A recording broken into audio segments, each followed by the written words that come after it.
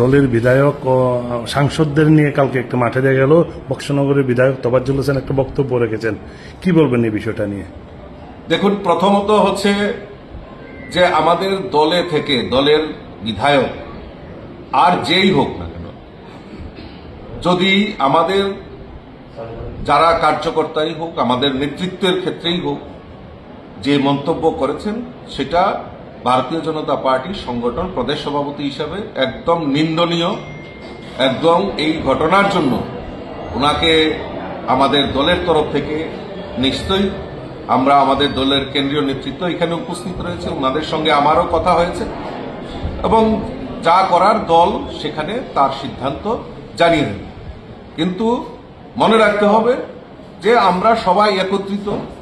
আমাদের যিনি বিপ্লব দেব, আমাদের রাজ্যের মাননীয় প্রাক্তন মুখ্যমন্ত্রী, বর্তমানে উনি আমাদের সাংসদ, এবং প্রতিমা ভূমিকাও আমাদের প্রাক্তন কেন্দ্রীয় মন্ত্রী MOS ছিলেন উনি। ও কাজেই ওনারা আমাদের দলের বাইরে নয়, ওনারাও আমাদের নেতৃত্ব, এবং আমাদের মুখ্যমন্ত্রীও রয়েছেন, আমাদের প্রভারীও রয়েছেন। আমরা সেই ব্যাপারে নিশ্চয়ই আলোচনা করে এই দল বিরোধী কথার জন্য, দল বিরোধী আলাপচারিতার জন্য নিশ্চয়ই দল সেখানে একটা কঠোর সিদ্ধান্ত নিতে যাবে।